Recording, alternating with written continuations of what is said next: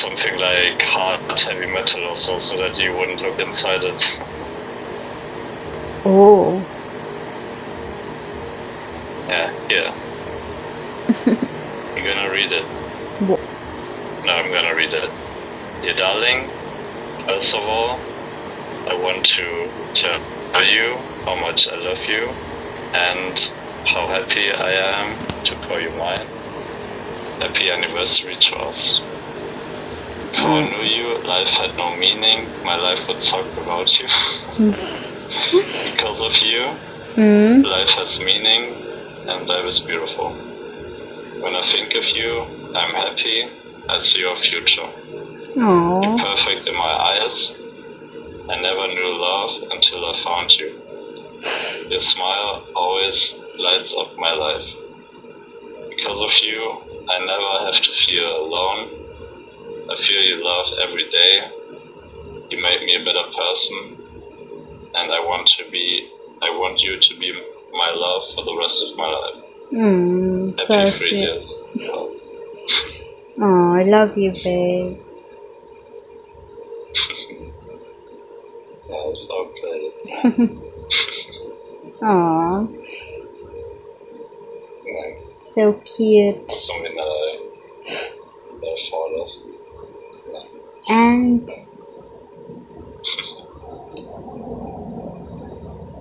And the third one is, can you hear my hand?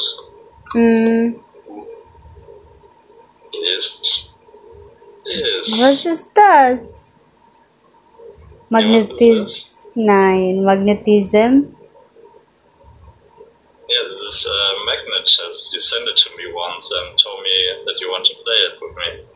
Oh, Where you yeah! flick the magnet. Yeah. Oh my gosh! Yeah, I'm excited to play it with you. Oh, you already buy it, huh? You're already prepared. No, I'm not gonna open it. We're gonna open it together. Oh, yeah, on July. Yeah. Yeah. The anniversary. Happy anniversary! Already 3 years. The last anniversary apart, I guess. Yeah. Yeah, let's claim it. That's the wishes. That's our wishes. Yeah. What happened?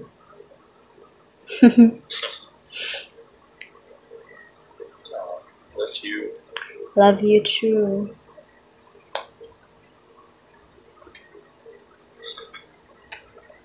You're not gonna go to work tomorrow?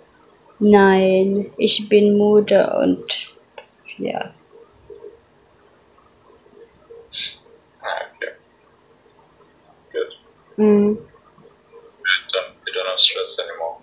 Yeah. Baby, I video ba ya ako? I recording. Good. Yeah. Yeah. Okay. So guys, this is how we celebrate our anniversary even though we are far from each other. So ito pala yung aking outfit for today. So anyway, I'm going to the fast food, our favorite fast food restaurant here in Jensen. So me and Lucas eating together during our first meeting and second meeting. So guys, this is our favorite fast food restaurant kasi nga meron burger tapos merong fries. So paborito kasi yan ni Lucas. And here it is guys, ito yung favorite na fast food restaurant namin ni Lucas. So ako lang mag-isa guys, and finil ko na lang na nandito si Lucas sa tabi ko. So ito pala yung aking in-order. It's expensive pero sulit naman guys, and very peaceful yung place nila dito. And yeah, makaka-relax ka talaga guys. Merong music, ganun. So minute ko na lang guys kasi nga makapiright tayo dito kay YouTube. Anyway, so ito pala yung in-order ko guys. Nag-order na lang ako ng tea, ayan. So, kasi ayaw kong uminom ng Coca-Cola or any soft drinks guys, kasi nga madali akong magkaroon ng UTI. Ano ba? Hindi na ako marunong magsalita, besh. Anyway, so I'm just starting to eat my fries. So, favorite ko talaga yung fries, guys. Pero wala talagang katulad yung fries sa Germany dito sa Philippines. Hindi ko alam, hindi ko kasi na-try yung iba't ibang mga fries dito sa Philippines. Siguro meron, pero masarap talaga yung fries sa sa Germany. At saka, ang laki ng serve nila, guys. Tapos, yung fries is malalaki yung slice. Na-miss ko talaga siya, guys. Ayan. Noon kasi sa Germany, guys, yun yung kinakain ko talaga. Fries lang. Minsan hindi na kami nag-rice. Pag once na mag-outing kami, favorite food ko in Germany talaga, guys, is yung fries or tinatawag nilang pommes. Anyway, guys, dumating na pala yung order ko. Chicken at saka rice yung in-order ko, tapos meron siyang fries. So anyway, guys, medyo naalatan ako sa fries kaya kumain na lang muna ako. Anyway, ito pala yung in-order ko. Dalawang chicken na pala, guys, na nakaset na yan kasi, guys, doon sa menu nila, and also isang rice. And masarap, in fairness, guys, masarap yung sauce nila, guys. Tapos napaka-crispy talaga ng chicken nila. Kaya gustong-gusto kong kumain dito. Kaso lang mabigat talaga sa bulsa, guys. Kaya, ayun, minsan lang tayo kakain dito pag once na may extra budget, guys. Anyway, guys, sineselebrate ko nga yung mag-isa ang aming anniversary kasi nga, guys, si Lucas is nasa Germany. So, ayun lang, nasa video call lang kami mag-celebrate together and talking a lot like that, chilling together. Ganon yung life ng LDR, guys. Medyo mahirap siya, pero isipin mo na lang na yung distance na nasa pamagitan nyo, guys, is just temporary lang. So, yun lang masasabi ko sa mga LDR, guys.